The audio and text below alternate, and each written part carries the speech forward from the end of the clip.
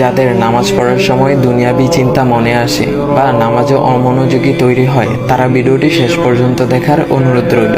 হযরত আলী রাদিয়াল্লাহু তাআলা আনহুর কাছে একজন ব্যক্তি এসেছে। তখন লোকটা বলল, হুজুর, আমার নামাজে মন বসে না। নামাজে দাঁড়ালে আমার দুনিয়াবি নানা চিন্তা আসে। হুজুর, আমার এই নামাজ কি আল্লাহ তাআলা কবুল করবেন? তখন হযরত আলী রাদিয়াল্লাহু তাআলা আনহা বলেছেন, না, তোমার নামাজ কবুল হবে না। তখন লোকটা মনে অনেক কষ্ট নিয়ে চলে যাচ্ছেন।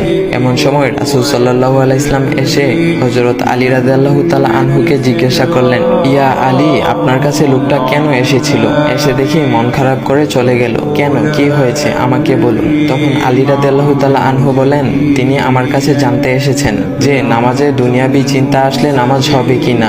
আমি বলেছি, না, তোমার নামাজ কবুল হবে না। রাসূল সাল্লাল্লাহু আলাইহি ওয়াসাল্লাম তখন বলেন, ইয়া আলী, আপনাকে আমি একটা চাদর উপহার দিতে চাই, তবে একটা শর্ত আছে। আলী রাদিয়াল্লাহু তাআলা আনহু খুশি হয়ে বলেন, ইয়া রাসূলুল্লাহ, কি শর্ত তা বলুন, আমি আপনার সকল শর্ত মেনে নিব। বুঝতেই তো পারছেন রাসূল সাল্লাল্লাহু আলাইহি ওয়াসাল্লামের চাদর বলে কথা। তখন রাসূল সাল্লাল্লাহু আলাইহি ওয়াসাল্লাম বললেন, ইয়া আলী, আপনি যদি এই মুহূর্তে 2 রাকাত নামাজ একনিষ্ঠভাবে পড়তে পারেন দুনিয়াবি সকল চিন্তা দূর করে, তাহলে আমি আপনাকে সেই চাদরটি উপহার দেব। আলী রাদিয়াল্লাহু তাআলা আনহু বলেন, এটা তো সাধারণ ব্যাপার। আলী রাদিয়াল্লাহু তাআলা আনহু তখন নামাজে দাঁড়িয়ে গেলেন আর তিনি নামাজ পড়তে শুরু করলেন। এমন সময় তার মনের মধ্যে শুধু ভাবনা চিন্তা আসতে শুরু করলো, আচ্ছা, আমাকে যে রাসূল সাল্লাল্লাহু আলাইহি ওয়াসাল্লাম যে চাদরটা দিবেন, সেটা কি ফাতিমার চাদর নাকি রাসূল সাল্লাল্লাহু আলাইহি ওয়াসাল্লামের? আচ্ছা, চাদরখানা দেখতে কেমন হবে?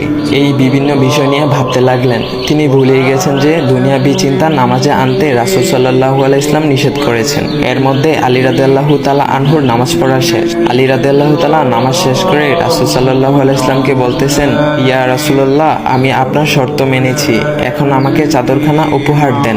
রাসূল সাল্লাল্লাহু আলাইহি ওয়াসাল্লাম বলেন, ইয়া আলী, আপনি কি একনিষ্ঠভাবে দুনিয়াবি চিন্তামুক্ত ছাড়া 2 রাকাত নামাজ পড়েছেন? তখন আলী রাদিয়াল্লাহু তাআলা আনহা মুচকি হেসে বললেন, না ইয়া রাসূলুল্লাহ, আমি আপনার চাদর নিয়ে অনেক কিছুই ভেবেছি। তখন রাসূল সাল্লাল্লাহু আলাইহি ওয়াসাল্লাম বলেন, ইয়া আলী, নামাজ তোমারও হয়েছে, আর তুমি যাকে নামাজ হবে না বলে ফতোয়া দিয়েছো, তার নামাজও আল্লাহ তাআলা কবুল করে নিয়েছেন। শোনো আলী, দুনিয়াবি চিন্তা দ্বারা নামাজ বাতিল হয় না, নামাজ মহান আল্লাহ তাআলা কবুল করে নেন। সকল ফরজ নিয়ম কানুন মেনে নামাজ পড়লে নামাজ হবে ইনশাল্লাহ। তবে আমাদের সকলের উচিত নামাজ আদায় করার সময় একমাত্র আল্লাহকে স্মরণ করে নামাজ আদায় করা। নামাজে দাঁড়ালে দুনিয়াবি চিন্তা মাথায় আসে, এটা শয়তানের একটা ফাঁদ।